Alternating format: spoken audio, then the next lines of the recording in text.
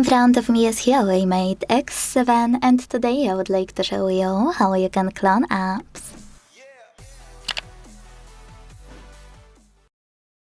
Start by opening Settings and scrolling to click on this section called Apps and Services. When you're ready, tap on App Twin and use gray switcher next to any available app you wanna clone. Now wait. So when I go back to check it out, I can see that my app was successfully cloned.